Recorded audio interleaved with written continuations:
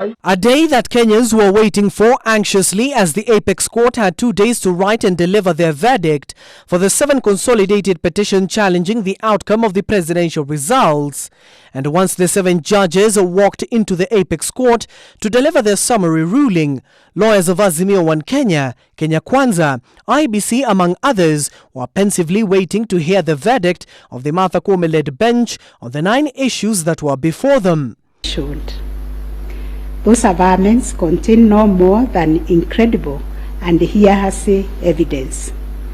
No admissible evidence was presented to prove the allegation that Forms 34A were fraudulently altered by a group situated in Karen under the direction of persons named in the affidavit and video clip attached to it. Chief Justice Martha Koome says that the court was not persuaded that technology deployed by Iebc failed the standard of Article 86A of the Constitution on integrity, verifiability, security, transparency, as proclaimed by the petitioners. We turn to Form 34A for Gacharaigo Primary School, which was sensationally presented by Madam Judy Soweto, advocate, to show that one Jose Kamango accessed the RTS and interfered with the result contained therein.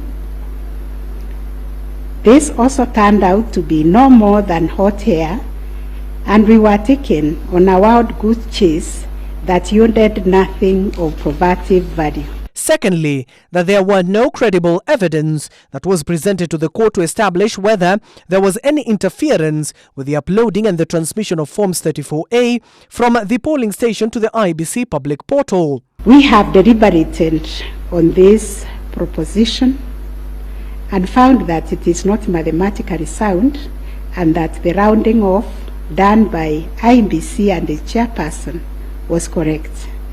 Consequently, we find that the petitioners did not provide a watertight case to warrant the setting aside of the results of the presidential election on the basis of not having met the threshold provided under Article 138(4)A of the Constitution.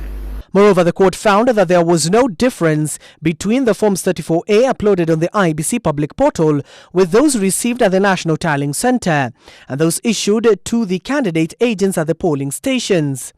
This being a matter cutting across the public interests, we order that each party do bear their own costs.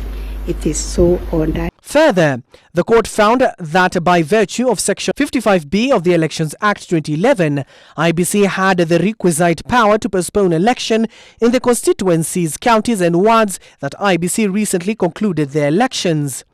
In addition, Martha Koome said the court found that there was no proof that the postponement resulted in voter suppression to the detriment of the Azimio presidential hopeful Raila Amolo Odinga, given that his lawyers argued that the postponement was meant to suppress his votes in those regions that are perceived to be his stronghold.